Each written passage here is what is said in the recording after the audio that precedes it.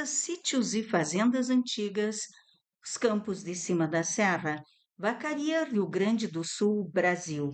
Episódio 2: Fazenda Nossa Senhora do Perpétuo Socorro. Sítios e fazendas antigas nos campos de cima da serra, Vacaria, Rio Grande do Sul, Brasil. Canal YouTube HL História Legal. Fazenda Nossa Senhora do Perpétuo Socorro. Casas, sítios e fazendas antigas nos campos de cima da serra, Vacaria, Rio Grande do Sul, Brasil. Entendendo a arquitetura da Fazenda do Socorro como um reduto do início dos tempos, aqui no estado do Rio Grande do Sul, onde construía-se não somente para a finalidade do trabalho, mas como fator de resistência e dominação na conquista do espaço. Canal YouTube HL História Legal. Casas, sítios e fazendas antigas nos campos de cima da serra, Vacaria, Rio Grande do Sul, Brasil. Canal YouTube HL História Legal. Depoimento de Patrícia de Rossi, 33 anos, filha do atual proprietário Sérgio de Rossi. Engenheira agrônoma, agricultora, trabalha no plantio.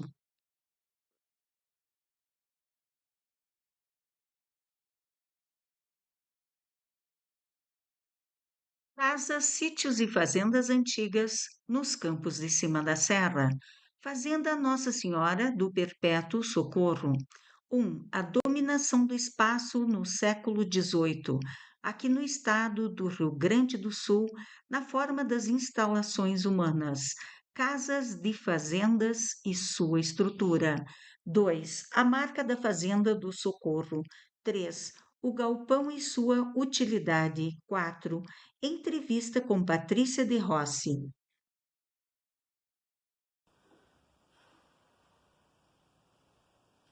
Canal YouTube HL História Legal, do regional para o universal.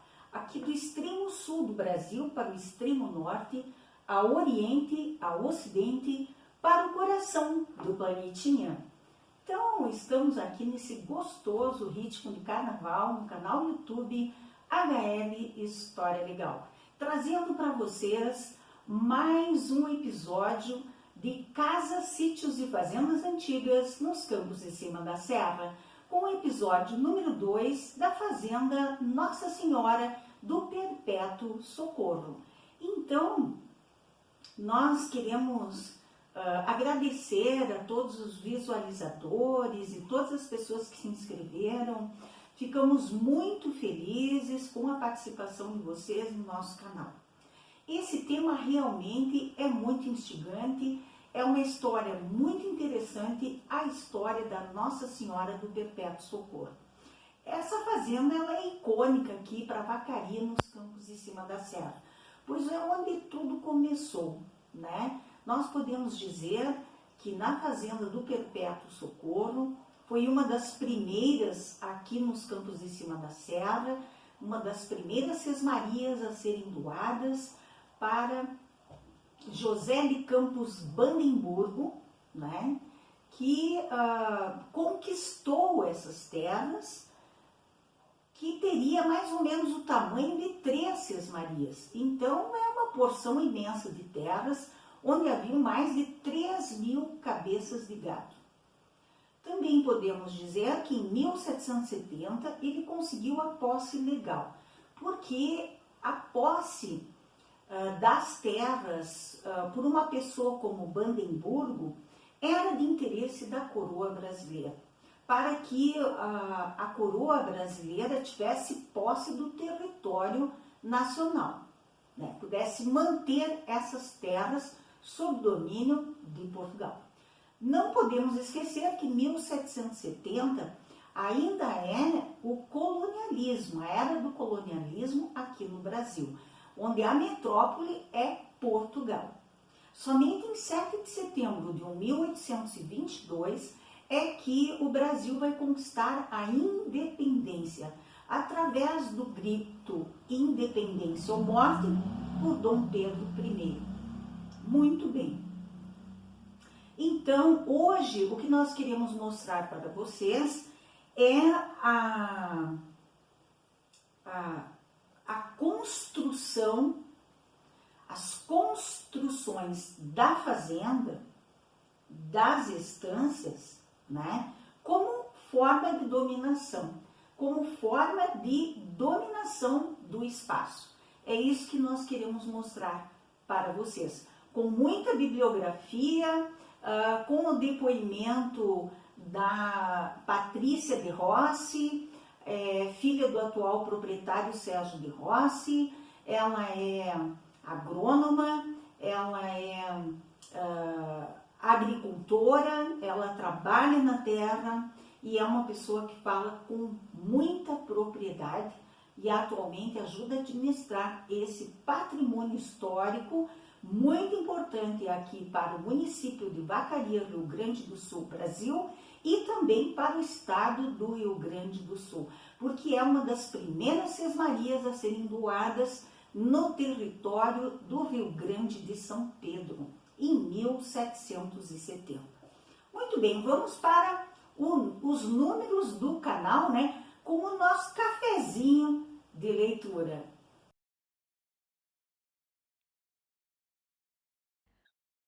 Cafezinho de leitura, HL História Legal.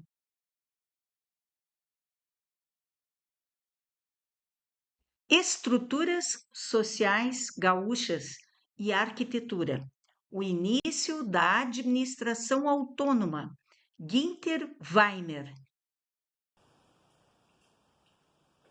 Então, os números do canal, nós estamos com 8.807 visualizações, rumo a 9.000 visualizações, 576,1 horas exibidas, rumo às 600 horas exibidas, 194 inscritos, rumo aos 200, em todo o período do canal. Em um ano de canal, nós temos quase 4.000 visualizações no último ano, 253,4 rumo às 260 horas de visualizações e mais 71 inscritos no último ano, né? Nós temos plena consciência de que nosso canal é um pequeno canal, né? Mas que ele está crescendo constantemente, tem um brilhante futuro pela frente e estamos aqui com muito carinho e com muita alegria registrando fatos históricos importantíssimos para a história do município de Vacaria, do estado do Rio Grande do Sul e também do Brasil, né? Porque Vacaria não está descolado do resto do mundo, nem Rio Grande do Sul, muito menos o Brasil. Nós somos, né, um país que pertence a esse planeta que hoje encontra-se globalizado, né? Queremos, antes de iniciar a leitura, deixar a nossa homenagem à querida atriz Fernanda Torres, né, que não ganhou ali por um pequeno detalhe o Oscar, né, como melhor atriz, mas nós já a parabenizamos, sabemos que ela com certeza era merecedora, né, e como historiadores, né, nós sabemos que a Fernanda Torres não ganhou o Oscar por motivos políticos, né? Nós temos, não que a moça que ganhou, que a atriz jovem que ganhou não merecesse, não queremos tirar o mérito dela de forma alguma, mas nós sabemos que a política internacional, né, não dariam esse Oscar, não dariam 3 Oscars para o Brasil, não dariam, né? Foi dado um, né, porque imagina se não dessem toda a repercussão que teve esse belíssimo filme, muito interessante, muito, apesar de ser uma literatura, é muito histórico também.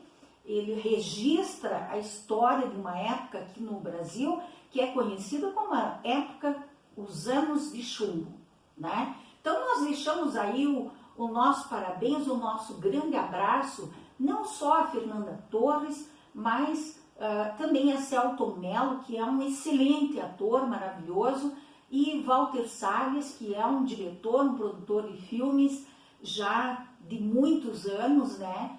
E muito talentoso, e todos eles, toda a equipe do filme. Nossa, não podemos esquecer da Fernanda Montenegro, né? Que fez o papel da Fernanda Torres posteriormente, né? Quando ela estava já envelhecida, né? O personagem dela chegou à velhice, né? E teve Alzheimer. Também puderam, com tantos traumas, com um trauma tão forte. Essa história é muito forte, né? E é sobre isso que nós falamos lá na websérie A Saga do Frigorífico Acariense. É sobre os anos do chumbo, é sobre as injustiças que aconteceram, né? Foi um período de extremo desenvolvimento, mas também de extremo pavor, né? Então queremos deixar aí o nosso parabéns a esses atores, atrizes, diretores, cineastas do Brasil, que merecem todo o nosso respeito, todo o nosso carinho, que estão aí lutando pela área de humanas, né? Porque arte é humanas, né? Arte pertence às ciências humanas, né? Ela transmite todas as nossas devastações humanas, todas as nossas admirações, todos os nossos esplendores e tudo mais. Haja visto o carnaval, né? Colocamos uns brilhos aqui em homenagem ao carnaval, que é uma manifestação cultural fortíssima no Brasil, riquíssima, é de uma riqueza tremenda. E o carnaval, todos os profissionais, deixo aqui um abraço e parabéns para todos os profissionais que trabalham desde o mais humilde no carnaval, que é uma indústria, né, carnavalesca, que ela registra a história no Brasil. O carnaval é uma festa que traz sempre o enredo, como enredo, fatos históricos, personagens históricas, se vale muito da história, tanto brasileira como geral, né, a história geral também. Às vezes o enredo é regional, outras vezes é nacional e muitas vezes também é mundial, através da história antiga, medieval, moderna e tudo mais. Então, o carnaval no Brasil é uma grande manifestação cultural, onde se luta pelos direitos humanos, é onde se traz os fatos históricos, é onde não se deixa esquecer os personagens, os sujeitos da história. Então nós queremos deixar um grande abraço a todos os artistas que trabalham nas novelas, no cinema, no carnaval, em todas as manifestações artísticas aqui no Brasil. Então vamos para o nosso cafezinho aqui de leitura, né? Que é do livro Arquitetura no Rio Grande do Sul, belíssimo livro que eu ganhei da nossa amiga Lara Roncato e que tem sido tão benéfica nessa websérie Casas, Sítios e Fazendas nos campos de cima da serra. O início da administração autônoma. Quando o Brasil conquistou sua independência e a província de São Pedro a sua autonomia administrativa, completara-se quase uma centena de anos de ocupação lusitana nesse território. Então, lusitano se refere a Portugal. Na situação de alta instabilidade perante a demarcação das fronteiras, com frequentes confrontações bélicas com os espanhóis, estabelecera-se um estamento militar dominante que usara sua função guerreira de conquista do território para a coroa portuguesa, para a legitimação pessoal da posse da terra. A alegação de que a concessão de Sesmarias se baseou nas virtudes guerreiras e na capacidade de trabalho dos coronéis não encontra fundamento histórico, na medida em que ia sendo organizada uma vida econômica estável, baseada na criação do gado. A legitimação das terras dependia mais da astúcia do que da bravura, mais do relacionamento familiar e de favores do que do desempenho militar, mais da proteção dos generais que da camaradagem de caserna. Tornar-se proprietário significava ser influente na administração provincial, que abonava e gratificava toda a violência praticada pela posse da terra. Como o aparelho administrativo era débil, o quadro da organização social tinha um aspecto celular. Cada latifúndio mantinha lá a independência mantida por uma estrutura rígida e militar. O centro das decisões e do poder era o coronel, sustentado por peões, índios e escravos.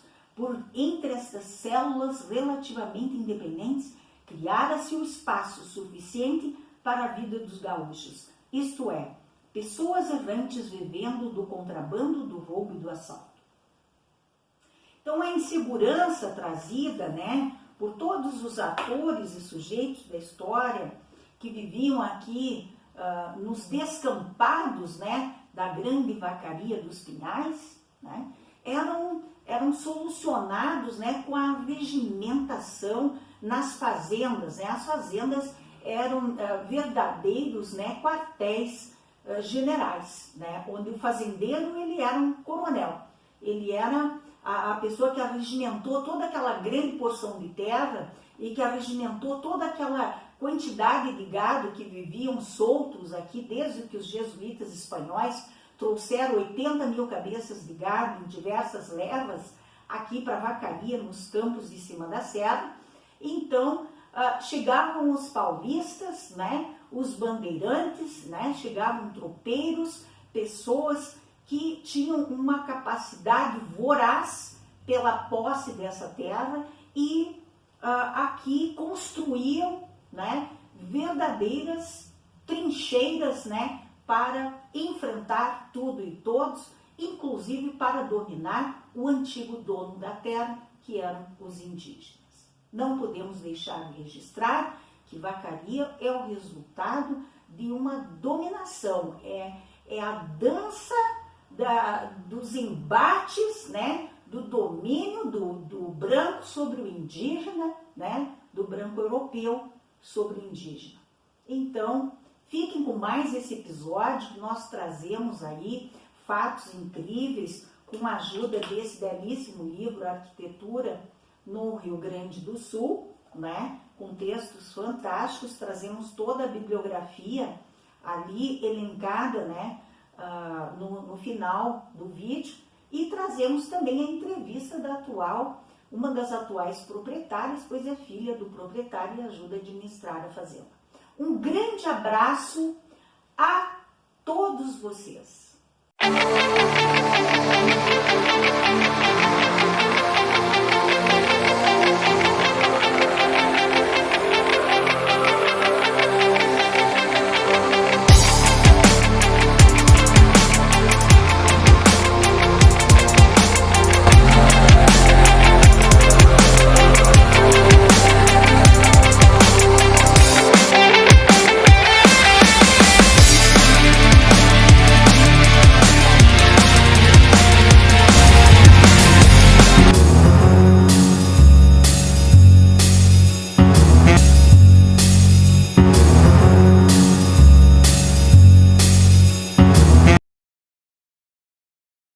Fazenda Nossa Senhora do Perpétuo Socorro. Canal YouTube HL História Legal, do regional para o universal. Álbum de fotografias, casas, sítios e fazendas antigas nos campos de cima da serra, Vacaria, Rio Grande do Sul, Brasil. Fazenda Nossa Senhora do Perpétuo Socorro, episódio 2.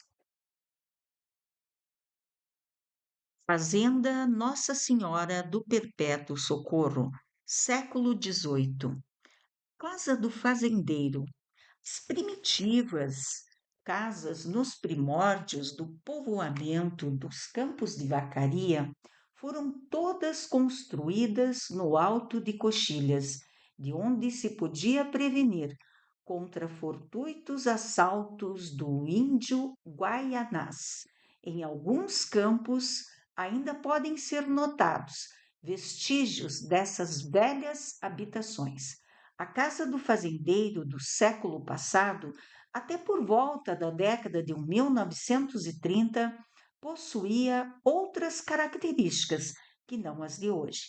eram quase todas de madeira, uma que outra de pedra, como a da fazenda da Estrela, conhecida nas imediações aqui de Vacaria, mandada construir pela família Ramos, tendo ao depois passado para o coronel Libório Antônio Rodrigues. Inexistia o tijolo, os próprios fornos eram de pedra.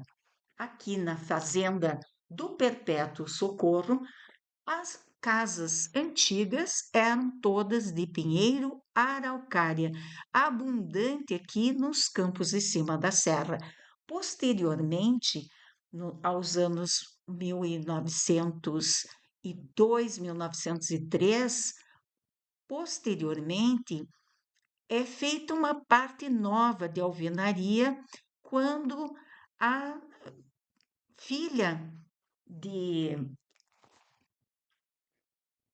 a filha de Marcos Noronha assume, né, então, a Maria de Lourdes Noronha Pinto, auxilia na administração, né, dessa imensa fazenda e passa, então, a fazer inovações nessa belíssima fazenda, onde ela faz esses pórticos de alvenaria e uma parte, né, aumenta a casa aí em alvenaria.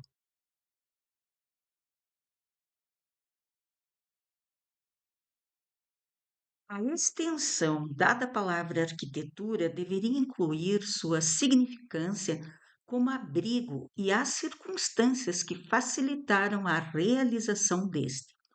Isto é, o estudo do espaço como defesa e como suporte da vida, como condição de sobrevivência. Sobrevivência, defesa e abrigo, três aspectos da instalação comunitária para o estabelecimento de formações humanas duráveis, que serão logo seguidas pelas unidades ligadas ao trabalho, transporte e comércio. Os alojamentos e casas isoladas, inicialmente aqui construídas, ou foram com material muito fraco ou sofreram destruição rápida pelos contatos do imigrante com os vizinhos espanhóis, como é o caso do Rio Grande em 1763. Sobraram apenas alguns abrigos para o culto, capelas e igrejas que, pelas suas proporções e interesse coletivo, inclusive do agressor, chegaram até nós. No entanto, alguma coisa que sobrou, especialmente o que estas sobras informam sobre o processo construtivo, permite intuir parte da estrutura e, por outro lado, o cotejo com a casa açoriana rural e urbana. Seu mobiliário e espaços internos lança alguma luz sobre o que teriam sido os abrigos simples dos primeiros anos. Diferentemente daquelas casas isoladas, os primeiros conjuntos aplicados ao processo de produção rural tiveram duração maior, chegando até nós alguns dos seus elementos, talvez algumas destas unidades arquitetônicas ligadas ao trabalho forneçam mais informações de cunho sociológico do que as peças urbanas, e o processo construtivo comum a estas e aquelas nos deem o elo de ligação temporal em espaços próximos. O estudo de arquitetura no primeiro século do Rio Grande do Sul teria sido, pois, de seguir o processo da penetração, ocupação e fixação do imigrante paulista e açoriano, compreendendo as seguintes fases: sobrevivência, linhas de penetração, defesa, fortes e sistemas de fortificações, abrigo, quartéis, residências, igrejas, trabalho, estâncias e charqueadas. Em continuação, deveria ser tratada a cidade como estabelecimento humano, porque apesar de algumas delas já se terem organizado como tal, realmente a configuração consolidada e a instalação definitiva tem lugar apenas no século XIX, pois só no ano de 1809 foram criadas oficialmente as quatro primeiras vilas que instalaram suas câmaras de vereadores nos 2 anos seguintes. Então, surgiram somente a cidade somente no século XIX aqui no Rio Grande do Sul. Então, o que nós temos antes do século XIX, no século XVIII, onde se enquadra a origem da fazenda Nossa Senhora do Perpétuo Socorro, e o que existem são as casas de fazendas, né? Esse texto, né, que vos apresento é de Francisco Rio Pardense de Macedo, acerca da arquitetura do estado do Rio Grande do Sul, onde enquadramos, né, essa belíssima fazenda que traz até nossos dias, né, esse patrimônio histórico pertencente à vacaria e também ao estado do Rio Grande do Sul.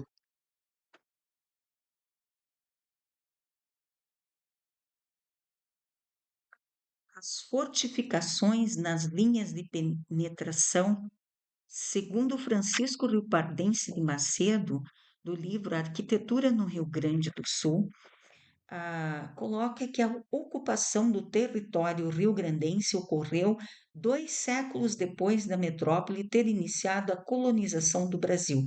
De início, a colônia portuguesa americana interessou apenas como colônia de produção e, nessa condição, apenas como fornecedora de especiarias, que era o interesse àquela época, para o sistema mercantil no qual se inseria Portugal. Capitanias hereditárias, governos gerais e vice-reinado foram etapas posteriores, e foi nessa última, ou seja, do vice-reinado, que surgiu o continente do Rio Grande de São Pedro, onde então surge, né, a partir, né, então desse momento é que vai surgir a fazenda Nossa Senhora do Perpétuo Socorro no século XVIII, 1770. Bandemburgo consegue a posse, né? Como mostramos no episódio anterior. Mas Bandemburgo chegou antes de 1770 a essas paragens, conquistou essa imensa área com um número expressivo de cabeças de gado, quando 1770 conseguiu então a posse. Por quê? Porque isso era do interesse da coroa brasileira, né? Era do interesse ah, do governo central do Brasil, que ainda não havia conquistado a independência, ainda era Brasil colônia, né? Vamos lembrar que o Brasil se torna independente em 1822 e a colônia do Sacramento, aliás, a fazenda Nossa Senhora do Perpétuo Socorro, ela é conquistada nos anos 1760, 1770. 1760, ele conquista, 1770 ele consegue a posse, o Bandemburgo, né? Então, isso nós estamos falando do tempo colonial, né? Bom, nessa foto que vocês veem, que é uma foto antiga, aérea, feita da Fazenda do Socorro, nós evidenciamos ali, aliás, o fotógrafo, né? Evidencia, não temos o nome do fotógrafo, infelizmente, mas nós estamos vendo ali a evidência do galpão, da mangueira e do banheiro de gado, né? Onde se banha o gado, né? Ao longe a gente vê a piscina que demonstramos o desenho no episódio anterior. Ao longe vemos a capela ao lado direito da casa e a casa da sede e seus anexos. Mas hoje nós vamos concentrar o nosso estudo no galpão, né? No galpão, na marca, né, da Fazenda do Socorro. Como surgiu essa marca? Fazenda Nossa Senhora do Perpétuo Socorro, século XVIII.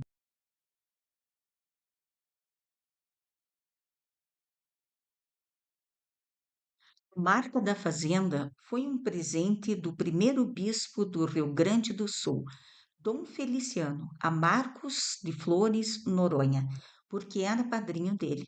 Geralmente as marcas levavam as iniciais do proprietário da fazenda, mas não é o caso dessa marca, que não possui as iniciais de Marcos Flores Noronha, na época de criação da marca.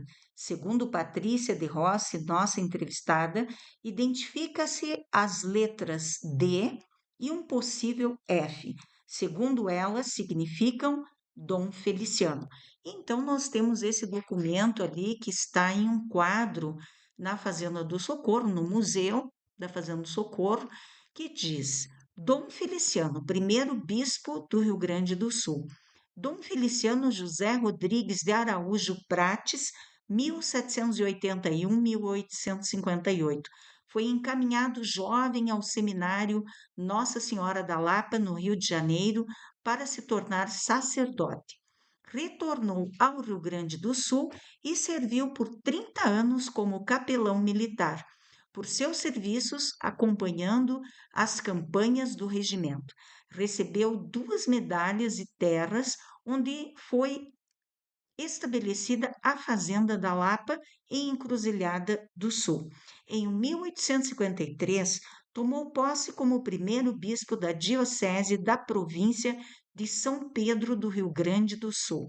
Em sua jornada pelo estado para organizar as dioceses, passou pela Fazenda Nossa Senhora do Perpétuo Socorro, onde criou a marca e presenteou a antiga Sesmaria. Mais tarde, o imperador Dom Pedro II o agraciou como grande dignitário da Imperial Ordem da Rosa. Então, essa é a marca da Fazenda do Socorro, criada então pelo bispo, primeiro bispo do estado do Rio Grande do Sul, Dom Feliciano. Então, ali a Patrícia diz que normalmente eles identificam um D e um F, que seria Dom Feliciano.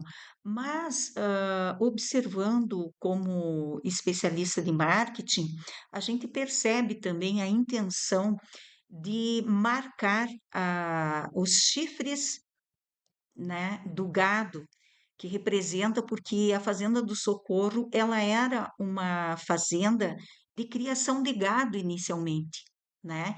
Lá naquele tempo que o bispo passou pela Nossa Senhora do Perpétuo Socorro, ela era uma fazenda especialmente de gado e a origem dela é do gado.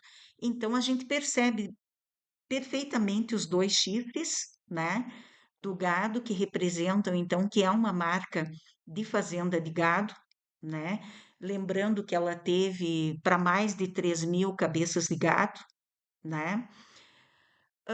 Então, nós percebemos ali os chifres que representam o gado, e nós percebemos, além do Dom Feliciano, o centro seria o F, né?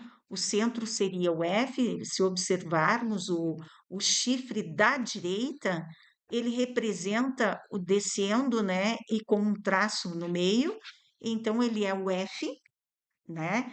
Que pode ser Feliciano, mas que pode ser fazenda, né? E nós percebemos também no chifre esquerdo que é um S invertido, que então Fazenda do Socorro, mas provavelmente quem criou a marca quis deixar a marca de Dom Feliciano junto.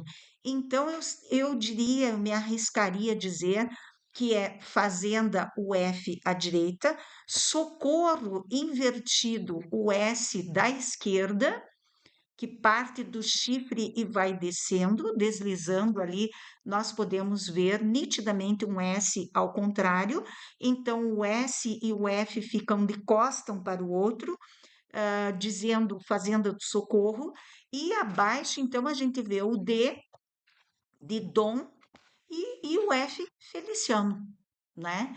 Então, é a Fazenda do Socorro, é a marca da Fazenda do Socorro, e que foi criada e presenteada, né, a Marcos Flores Noronha como Fazenda do Socorro, como Dom Feliciano, que era o seu padrinho.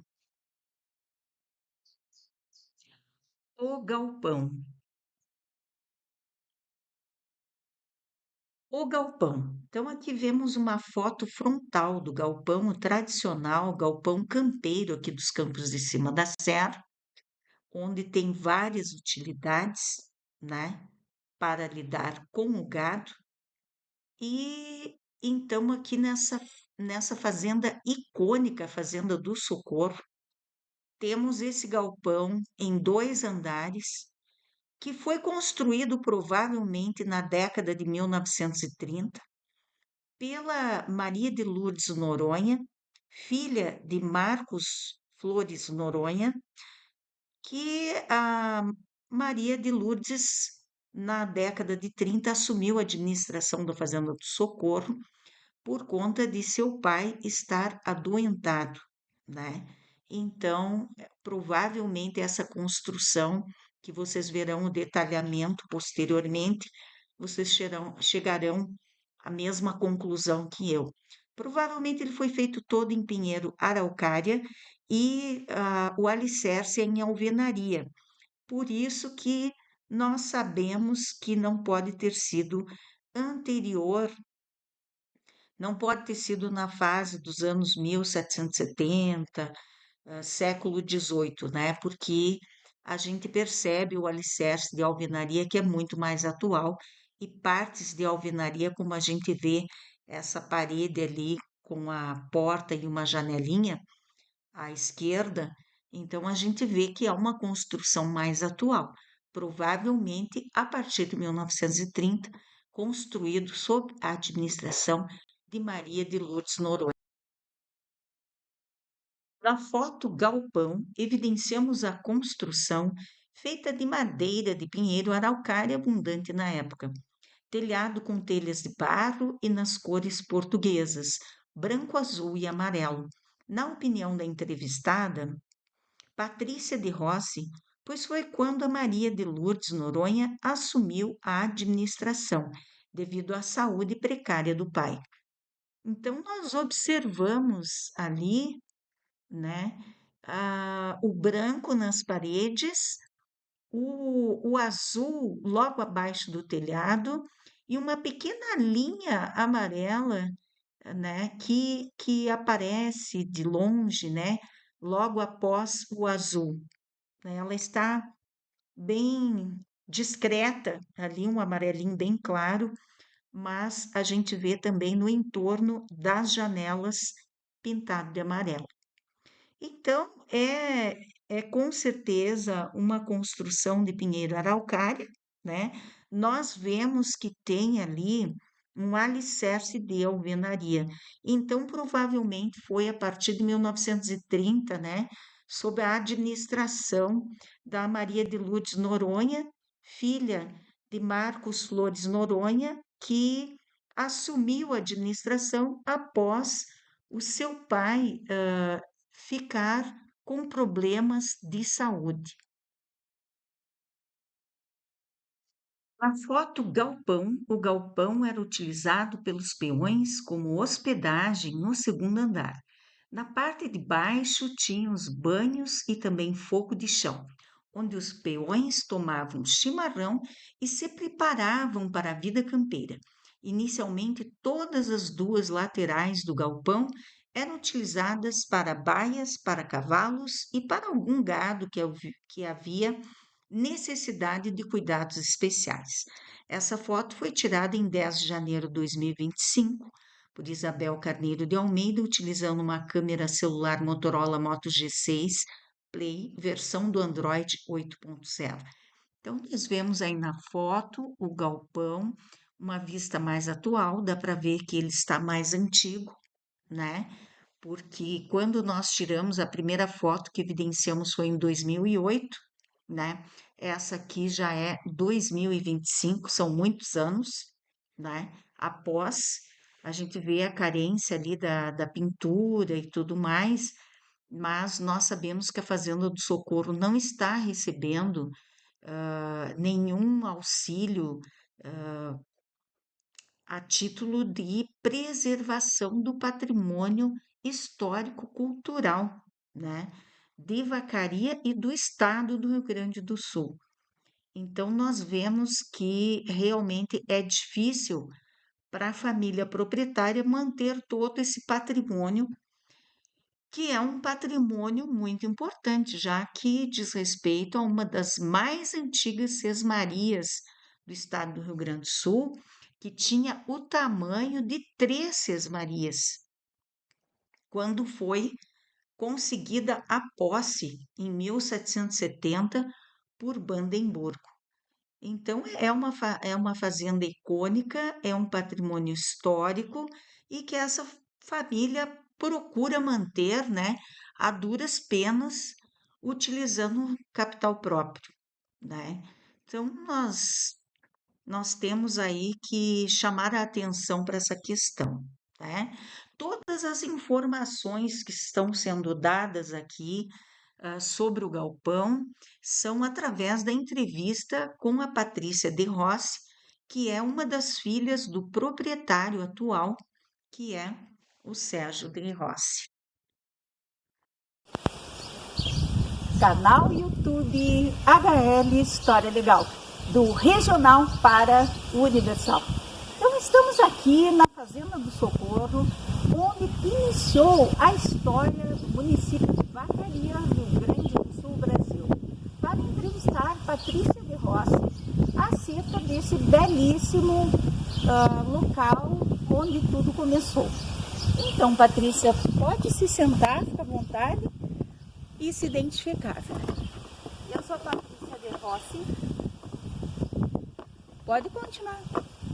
Sou uma das proprietárias da fazenda, sou engenheira agrônoma, trabalho na lavoura e por ter pesquisado sobre a fazenda, sobre a sua história, eu sou quem acompanha os grupos de visitação, quando a gente recebe.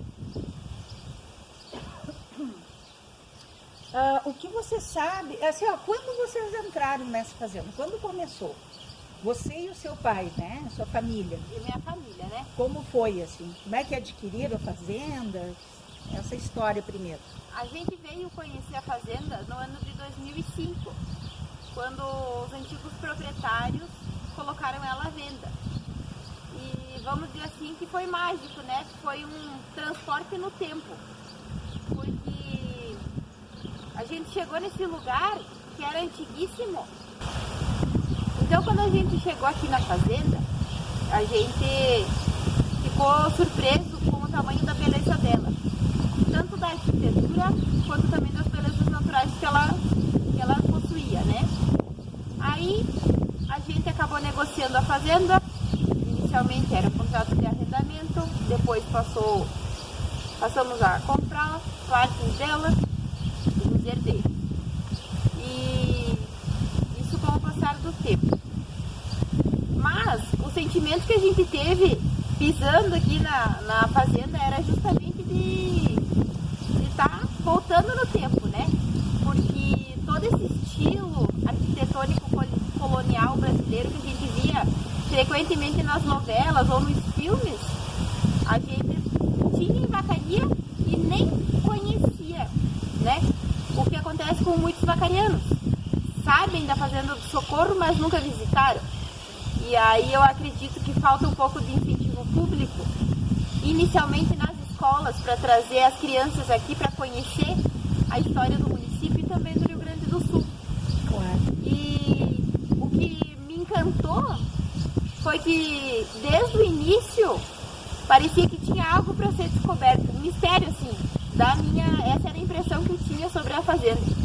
Era que nem toda a história dela havia sido contada ainda. E que alguma coisa estava, vamos dizer assim, escondida. Aí me lembro também da época que eu estava na escola e que a gente estudava sobre os cabedal, né? Que são as panelas de ouro enterradas. E que muita gente ainda brinca e diz, vocês nunca encontraram cabedal? Não, a gente nunca encontrou. E a gente até é influenciado por esse lado místico, né? Claro. Da cultura do Rio Grande do Sul. Sim. Então, assim, quanto à história, como tudo começou, assim, quem construiu essa fazenda, digamos assim? Como tu acha que tudo começou? Eram tropeiros, não era? Ela faz parte do tropeirismo? Como é que tudo começou? Então a fazenda, a história dela mesmo começou a ser contada em 1770, quando José de Campos Brandemburgo ganhou essas terras como sesmaria. Ele era um paulista de Sorocaba que já havia vindo para a vacaria, para os campos de cima da serra diversas vezes para adquirir mercadorias, porque ele levava depois à feira de Sorocaba para ser comercializado, juntamente com os tropeiros. Esse trajeto da fazenda, ele era importantíssimo nessa época pela questão do tropeirismo, porque aqui era o local de descanso dos tropeiros, onde se recolhiam as tropas de toda a vaqueria de Los Pinhales para depois seguir adiante, que era o caminho pelo Passo de Santa Vitória, que ia depois à feira de Araranguá ou a feira de Sorocaba. Esse era o trajeto que era percorrido aqui dos campos de cima da serra. Deixa eu te fazer uma pergunta. Sempre tem uma questão quanto à vacaria dos Pinhais, vacaria dos Pinales e vacaria dos Pinares. Qual será a expressão correta? Tu sabe se é Pinares ou Pinales? Eu não sei te informar, Isabel. O que a gente tem relatado nos livros é que era uma vaqueria de Los Pinhales, nome de origem espanhola trazida pelos jesuítas. Por quê? Como os jesuítas eram de origem espanhola e teve essa disputa do Rio Grande do Sul pela coroa portuguesa e pelos espanhóis, tanto que o Rio Grande do Sul, que originou depois a Guerra Farroupilha, né, que a gente queríamos ser independentes, essa questão teve muita influência espanhola, vinda do Uruguai, da Argentina, por consequência da colonização espanhola. Sim. Então essa característica vem dali e não tanto, vamos dizer assim, de Portugal como o restante do Brasil. A gente teve influência tanto portuguesa quanto espanhola na Sim. colonização. Bom, então eu te pergunto, tem 3 momentos, pelo que eu vejo, a Fazenda do Socorro. Quando veio Brandemburgo, se instalou aqui nessa... E claro que ainda não tinha essa arquitetura, né? Ele veio, eram terras, né? Se instalou, né? Rusticamente. Depois foi adquirido pelo pai da Lourdes Coelho, né? Isso. Então, como tu caracteriza, tu sabe, o que você sabe sobre a fase da Lourdes Coelho? Então, o que a gente tem bastante conhecimento é através das entrevistas que ela dava e a luta dela por um espaço adequado para abrigar todo o acervo de peças antigas que ela tinha. Como você falou, o pai dela, Marcos de Flores Noronha, que comprou a fazenda em 1903, foi um marco na história da fazenda, porque aquele período de José de Campos Brandemburgo, que foi de 1770 até os descendentes dele, que foi em 1903 que venderam a fazenda, tiveram diversas disputas entre os herdeiros por questão da fazenda. Inclusive, né, alguns assassinatos, envenenamento, tocaia, umas mortes bem mal explicadas. E como o rapaz que seria o herdeiro da fazenda na ocasião que Marcos de Flores Noronha comprou, ele estava sob a tutela de um tio, o que ocasionou a venda. Mas a fazenda estava abandonada. Essa é a história que foi nos contada. Ela vinha de uma história bem complicada por essa questão da tocaia feita e do assassinato do herdeiro, né? Então ela dizia assim, estava abandonada. E Marcos de Flores Noronha, quando adquiriu, começou a revitalizar, limpando, construindo, toda a parte mais de concreto, vamos dizer assim. Ele construiu as taipas, que hoje são taipas aí de quase 2 metros de altura, elas têm 1,80, todas feitas de pedra moura, né, que é o basalto, o mesmo da catedral, como a gente conversou anteriormente, né, das pedras fundamentais da catedral. E essa parte da casa, que é a parte mais antiga, que tem 250 anos, essa sim foi construída pelo Brandemburgo no final de 1770 para abrigar sua família, né? E os primeiros moradores. Mas essa arquitetura que está atrás de você não foi ele ainda? Não Foi na época da Brandemburgo. Lourdes, será? Começou através da administração do pai dela, Do pai dela. a partir de 1903. Esse arco que aparece atrás de mim ali, que leva o Sim. símbolo da fazenda, foi a primeira construção de concreto da fazenda. E o seu Laurindo, inclusive a dona Déia, eles têm fotos da construção. Ah, que E a legal. partir da administração dos Noronha, foi a primeira construção da ampliação da residência que havia sido construída por Brandemburgo. Então, que nem essa decoração em amarelo ali, esse trabalho ainda foi feito por o Brandemburgo? A tinta, a cor, sim, era uma cor bem tradicional da arquitetura colonial brasileira, que sofria influência de Portugal. Essas cores são tipicamente portuguesas. Por quê? Porque elas são provenientes de pigmentos naturais, como é o caso do amarelo, que vinha da raiz do açafrão. O branco legal. era do cal, né? E o azul é um dos corantes mais antigos, que vinha do anil. Só que só depois a pintura começou a ser,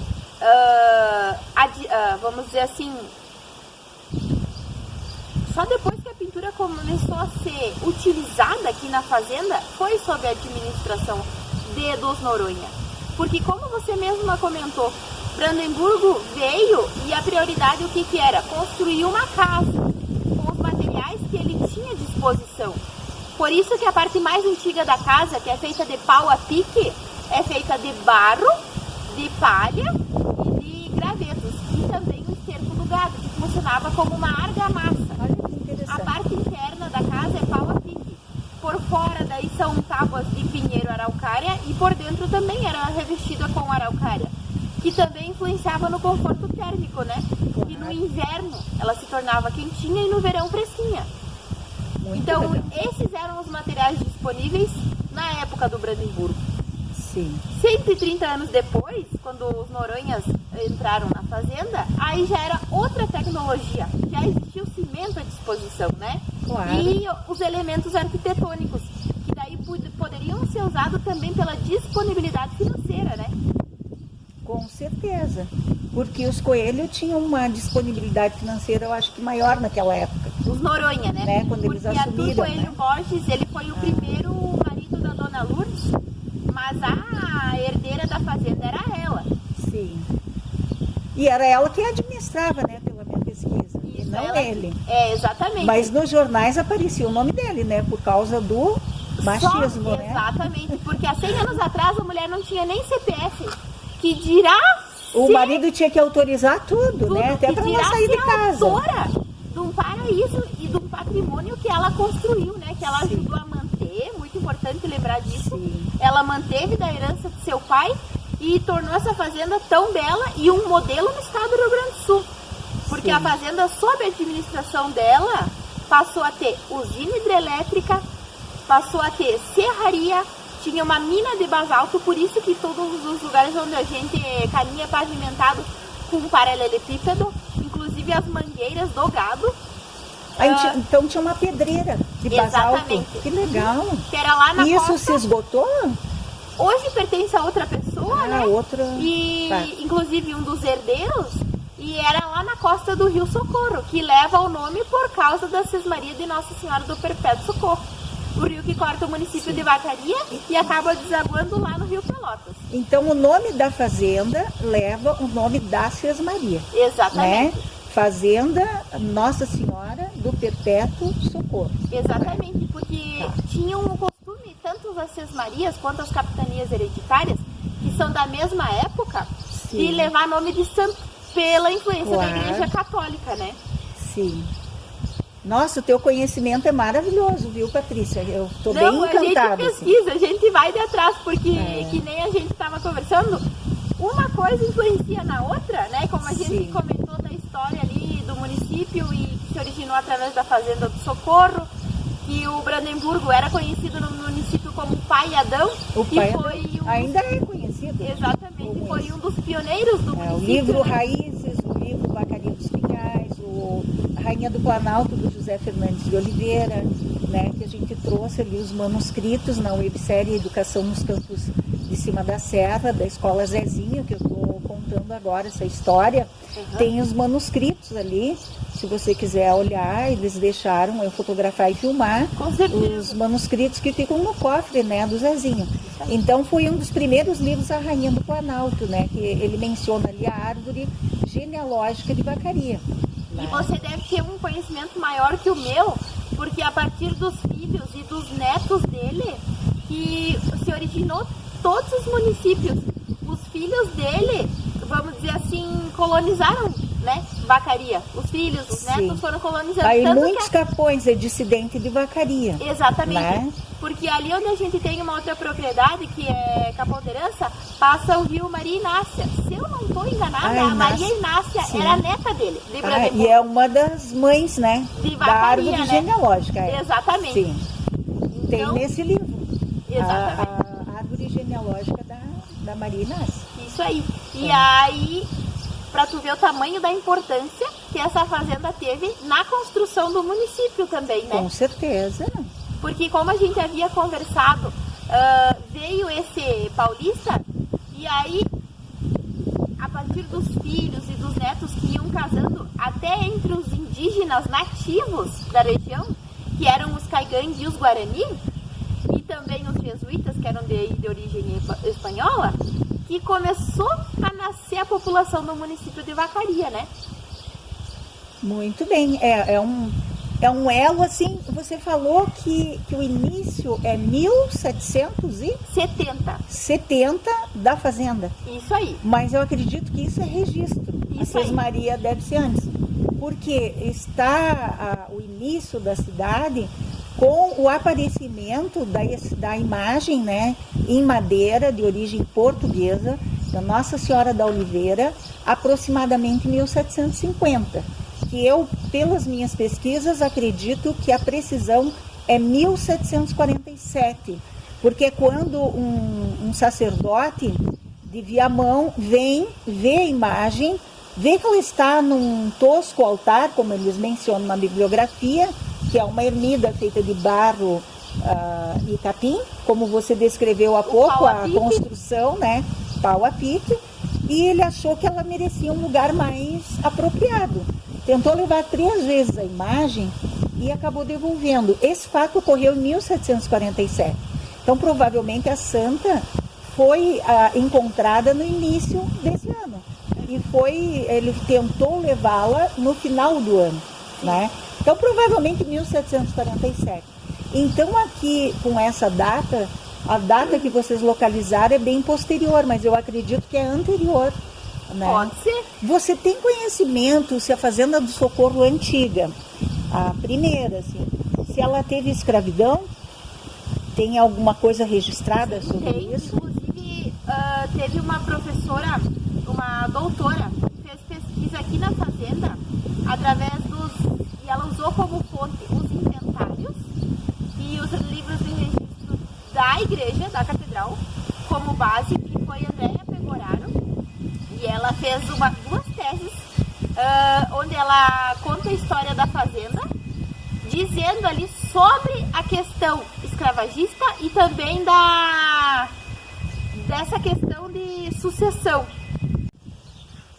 Além disso, a fazenda também tinha escola dentro dela, para lecionar para os filhos dos funcionários. A escola antigamente ela era situada do lado da casa principal e depois o município construiu a escola, que levou o nome do primeiro marido dela, que era Arthur Coelho Borges. Ficava nas proximidades aqui da sede, mais ou menos 1,5 km distante, e foi essa homenagem que fizeram pro marido.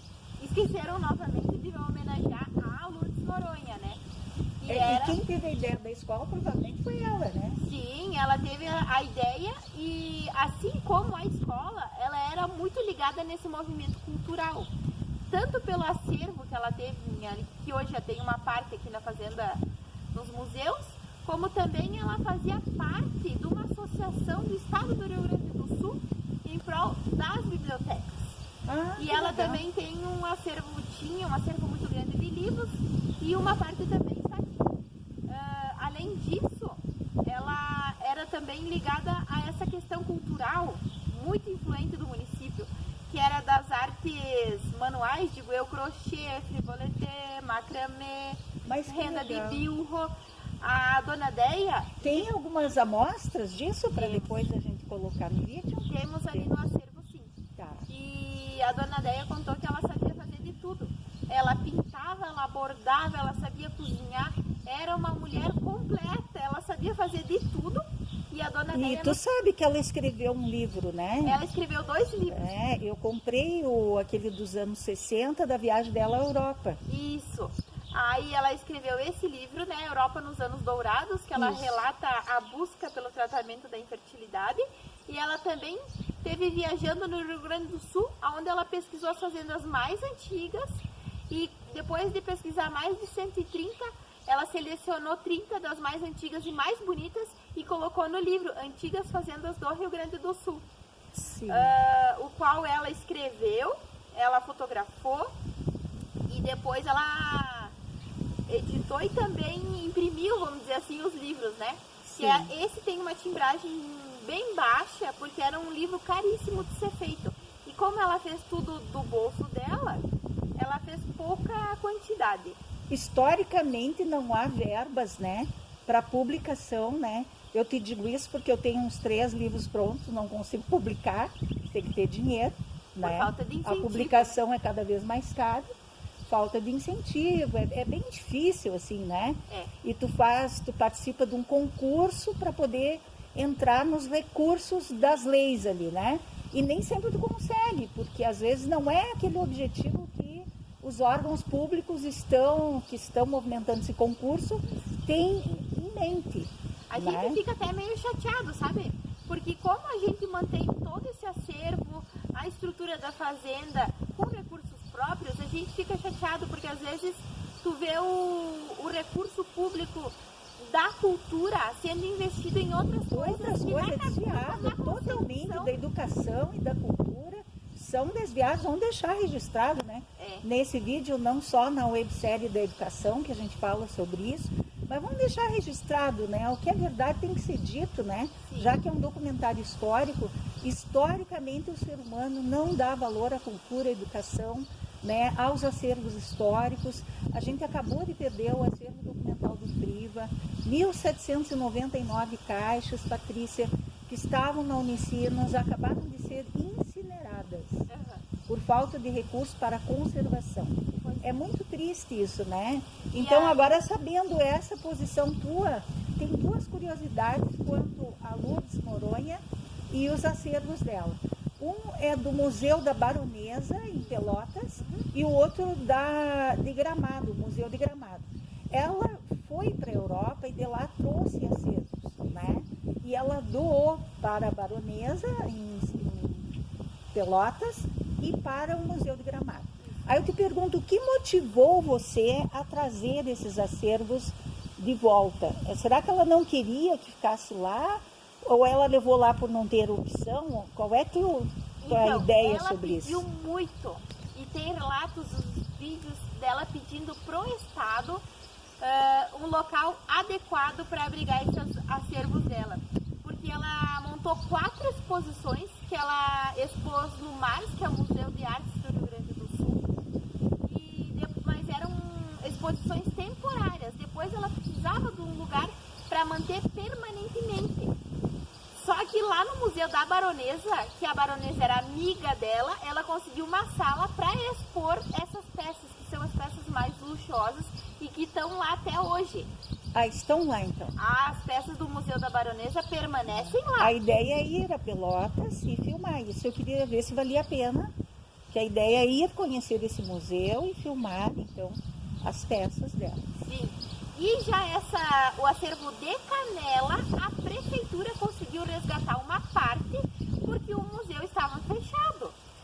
Então, por que deixar essas peças lá para acabarem serem perdidas, como a gente conseguiu através do inventário dessas peças que foram para lá? Uma grande parte das peças foram perdidas. E aí a prefeitura conseguiu resgatar No qual dos museus? o de Canela. O de Canela. Ah, Canela não é Gramado, é Isso, Canela. é Canela. É Canela, tá. Esse acervo estava guardado, porque o Museu museu estava fechado. Ah, o museu foi fechado. Essa foi a informação que nos foi E passada. é um museu de Canela, De do Canela. município. Isso. Que triste isso, né? Não, para nós é muito feliz, porque o que Para aconteceu? vocês trouxeram daí. Conseguimos resgatar e essa fazenda era a paixão dela, assim como a outra que ela tinha. E nada mais justo do que a gente conseguir Entendi. trazer para a fazenda esse acervo dela. Então, a Prefeitura de Vacaria intermediou ainda lá na administração daquele vizinho e nós conseguimos trazer, porque depois quando o Museu de Vacaria voltou ali para a ser aberto, que foi para Tá a na Casa Casa do do Povo, teve uma grande parte das peças que não tinha lugar para ser exposta. É porque é muito pequeno ali, né? muito pequeno o A nossa espaço. ideia é de um grande museu, né? Vamos colocar de novo aqui, né? No prédio onde é sediada a Escola Padre Efrem, que tem tudo a ver com a cidade. Nós queremos, ainda que seja, um museu bem profissional, que possa, né, salvaguardar todas essas peças. Isso aí. Eu só quero fazer assim um comentário, que a história da Lourdes, não no quesito proprietária de fazenda, que não sou, né? Meus pais até foram, mas eu não sou. Mas no quesito de tentar salvaguardar documentos históricos, peças de museu, abrir museu. Então, desde a época da Lourdes, vamos dizer mais ou menos que época, que nós estamos lutando para ter um museu de categoria em Vacaria. Vamos dizer que ano 1972 foi quando ela expôs no Março. 1972, nós estamos desde a década de 70 do século XX, tentando abrir um museu decente em Vacaria. Vamos deixar isso gravado, né? Porque eu estou em 2024 e já faz aí uns 14, 15 anos que eu luto por isso. Então, se você juntar, né, desde a década de 70, provavelmente não sou a única. Não, nem eu, nem a Lourdes, né? A partir dela, provavelmente muitas outras mulheres, porque eu estou vendo mulheres que, mesmo não tendo a formação de historiadora, mas tem uma visão de historiadora, Exato. né? Porque a Lourdes não era formada em história como eu, mas ela tinha uma visão de história, né? Isso aí. De preservar a história. De preservar. Né? Inclusive tem uma fala dela em uma das entrevistas que ela diz que a riqueza do estado do Rio Grande do Sul, diferente lá dos estados, por exemplo, Minas Gerais, que tinha as pedras preciosas, o ouro e a prata, estava na cultura e na tradição. E eu acho que ela foi muito assertiva quando ela falou isso. Porque o Rio Grande do Sul, apesar de não ter essas minas, né, de metais preciosos ou de pedras preciosas, o Rio Grande do Sul foi sim construído em muito esforço, muita batalha. Mas a terra, né? A terra produtiva, né? A E terra isso é não tem produtiva. preço, né? É produzir alimentos. Nós somos agora nós estamos no ranking mundial como maiores exportadores, né, de soja. O Brasil, né, é o maior exportador de soja.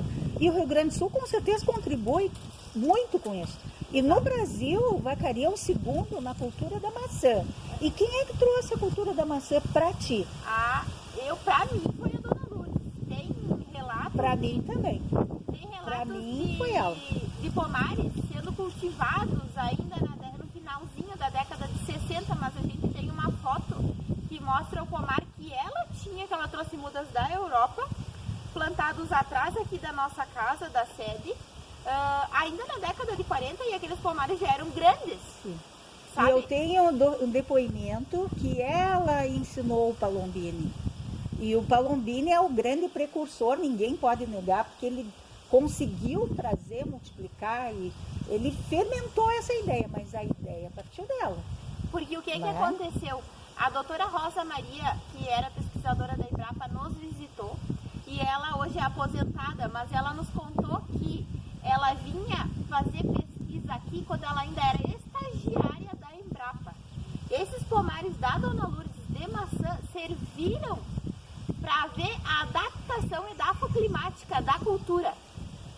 Só Foi a depois- experiência inicial, porque Foi não a tem primeira como tu experiência. fazer uma cultura sem fazer a experiência primeiro. É como lá no Nordeste agora que tem uva, tá abarrotado de uva no Nordeste, que era uma seca terrível. Exato. Mas eles adaptaram Aham. o local o clima, eles fizeram uma As adaptação. condições, né? Fizeram- Então as primeiras mudas quem trouxe foi a Lourdes, né? Exatamente. E o pessoal não sabe ou esquece de contar.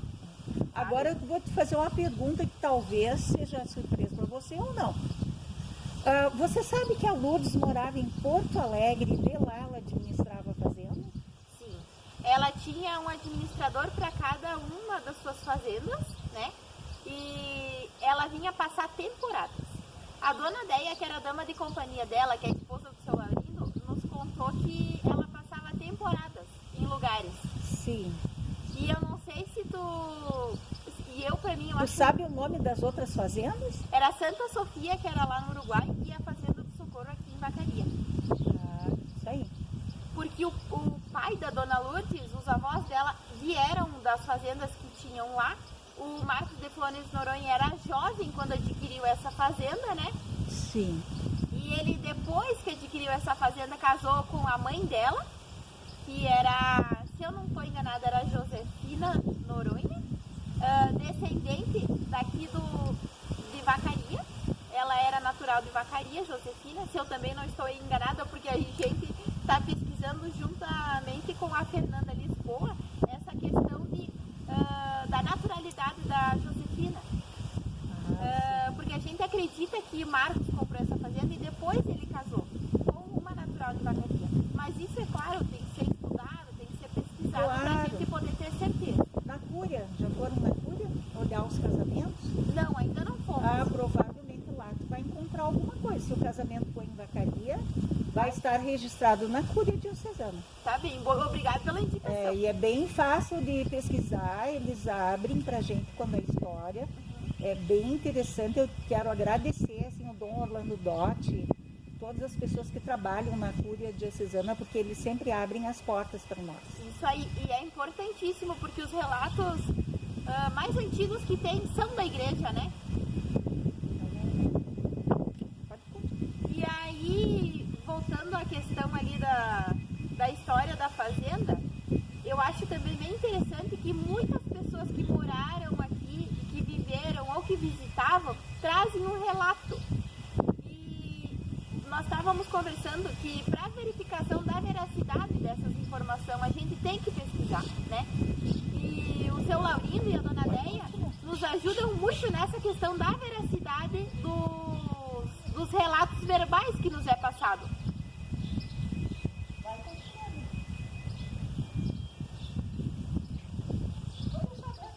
Não tem problema, aqui você pode deixar.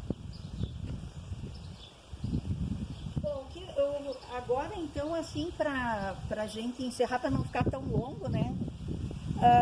O que você acha de mais importante, assim, o que você quer, assim, frisar nessa história da Fazenda do Socorro?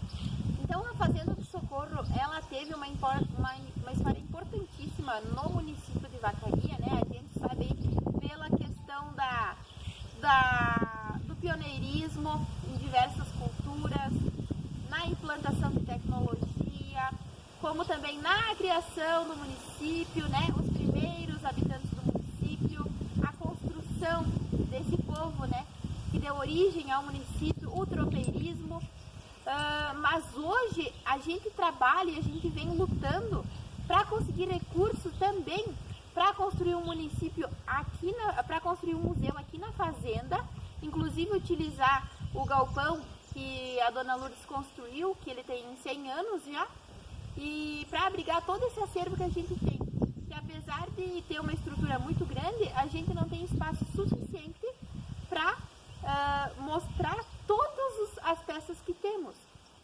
E a gente vem se organizando enquanto associação cultural justamente para isso, para a captação de recursos, que é muito difícil, a parte burocrática do Brasil.